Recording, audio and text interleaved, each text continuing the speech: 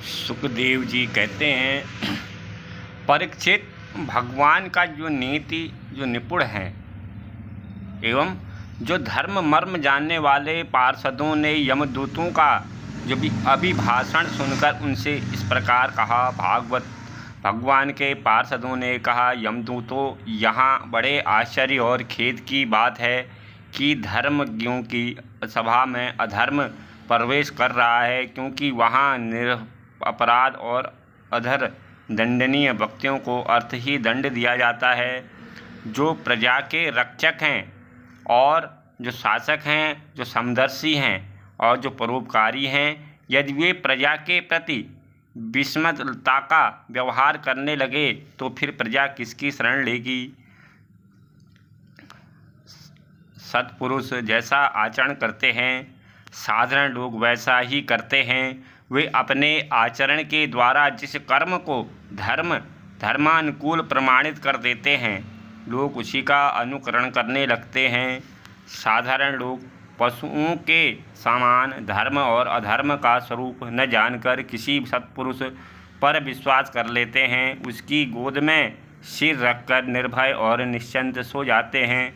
वही दयालु सत्पुरुष जो प्राणियों का अनंत विश्वास पात्र है और जिसे मित्र भाव से अपना हितैषी समझकर उन्होंने आत्मसमर्पण कर दिया, और उन अज्ञानी जीवों के साथ कैसे विश्वासघात कर सकता है। यमदूत, उसने कोटि कोटि जन्मों पाप राशि का पूरा प्रायश्चित कर लिया, क्योंकि इनसे विवश होकर ही सही भावनाओं के परम कल्याणमय मोक्ष पद नाम का उच्चारण तो किया। इस समय उसने नारायण इन चारों अक्षरों का उच्चारण किया। उसी समय केवल उतने से ही इस पापी के समस्त पापों का प्रायश्चित हो गया।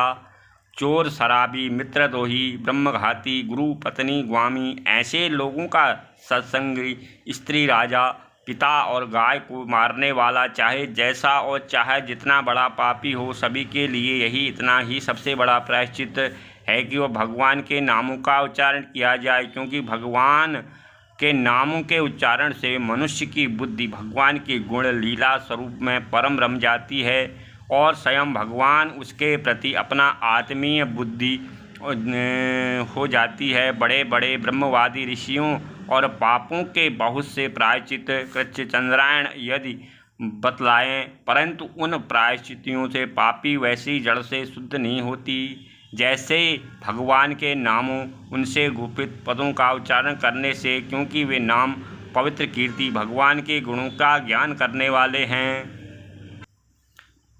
यदि प्रायश्चित करने के बाद भी मन फिर से कुमार्ग में पापी और दौड़ तो वह चरम सीमा का पूरा प्रायश्चित नहीं है। इसलिए जो लोग जैसा प्रायश्चित करना चाहें कि उसे पाप कर्मों और वासनाओं की जड़ ही उखाड़ दिया जाए, उन्होंने भगवान के गुणों को ही गान मान करना चाहिए, क्योंकि उससे वित्सवरता शुद्ध हो जाती है। इसलिए यमदूतों, तुम लोग अजामिल को मत ले जाओ, जिसने सारे पापों का प्रायश्चित कर लिया है, क्योंकि इससे मरते समय भगवान के नाम का उच्चारण किया।